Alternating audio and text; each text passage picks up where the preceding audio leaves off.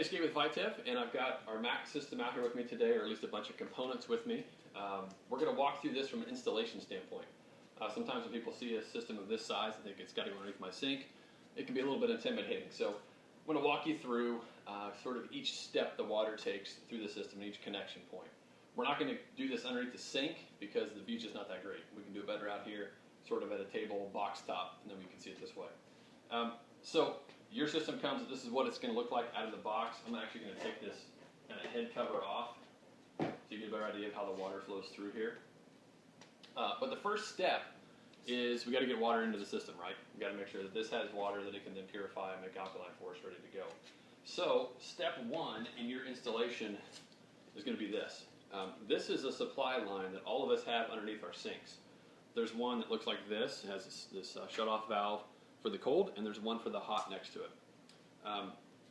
What happens is you have a copper pipe come in from the back of your sink to this shut-off valve, and then you have sort of this braided stainless line, real flexible stuff, that runs up from here to your faucet. There's usually two lines that run up to the faucet from these supply points. And so what you'll do is find the cold water line and turn it off. Just crank this all the way down until the water stops flowing. You can test it at your faucet and make sure it's turned off. And then the connection is basically like a garden hose. You just disconnect the tube from the supply line. It comes off real simple. It should come off very simple. If not, a little adjustable wrench or something will get this off pretty easily. And then this white connector is what we provide. It's called a John Guest angle stop valve.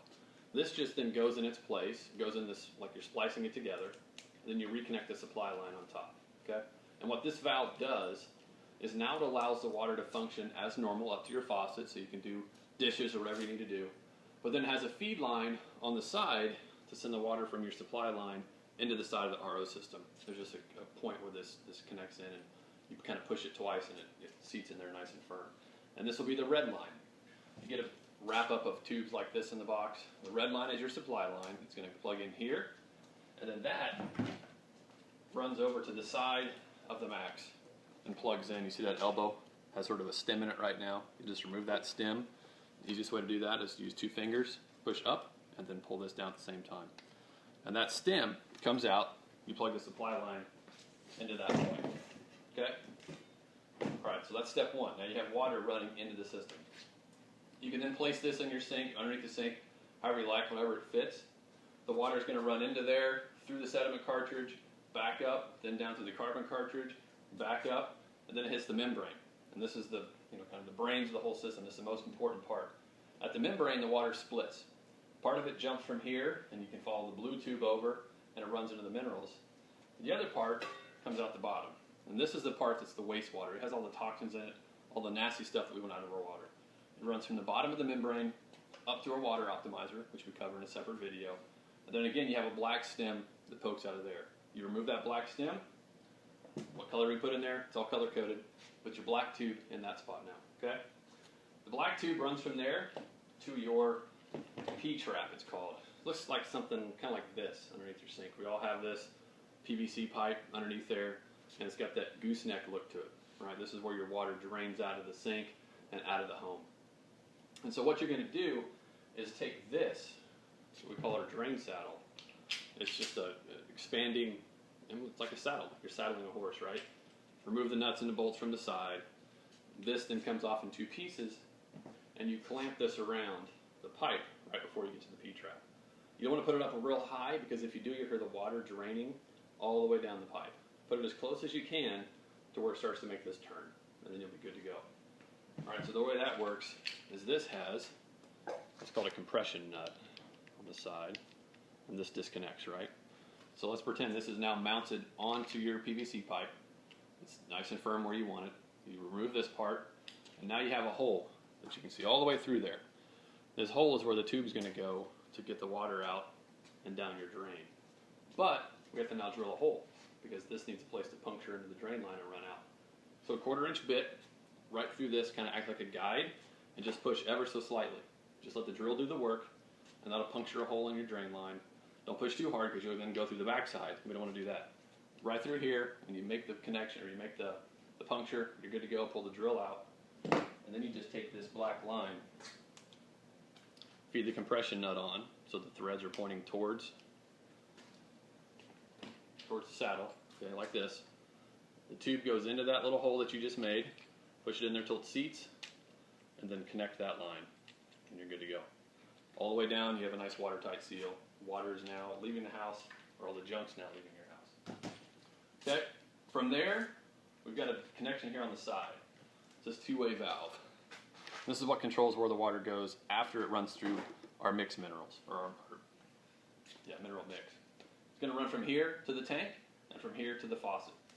It doesn't really matter which color you use. We've got them set here with blue and white. So just take the blue tube, remove this stem. The blue tube goes in the bottom, and then it runs over to the storage tank that sits next to it. Holds about 2.5 gallons worth of water. On the top of that tank is where you're going to put this. This is just another ball valve, and this just simply threads on the top of the tank, seats firmly.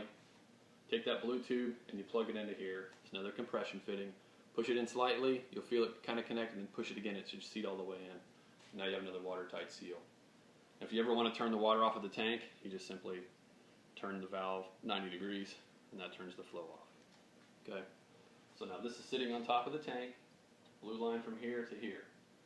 Only one tube left, and that's the white tube. And that connects to this side, and now that's going to run up to your faucet.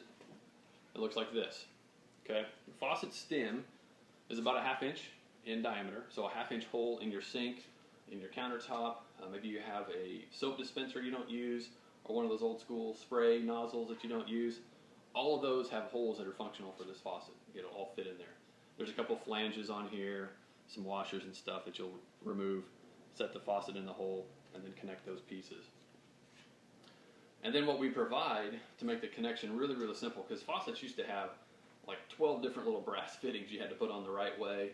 It was terribly difficult, especially when you're reaching up underneath the sink trying to make that work. So John Guest came out with this really slick, just threaded compression fitting, and this just fits on the bottom of the neck of the faucet like this. Screw it till it's tight, plug the white line in, you're good to go.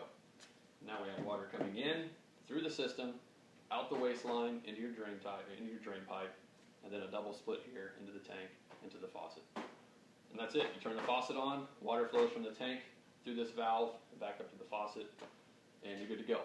Installation is really not difficult with the Max. We've color-coded everything, as you can see. We've got the manual in the box as well that shows all these pictures, so you can see what it looks like actually underneath the sink. But for the most part, it's kind of a plug and play. If you can plug in a gaming system in the back of a TV, same idea with this, okay? If you still have questions, if you need some help, give us a call. If you want to see if it fits into your situation or your sink before purchasing, let us know that too, and we would be happy to help, okay? Hope this helps, and we'll talk to you soon. Bye-bye.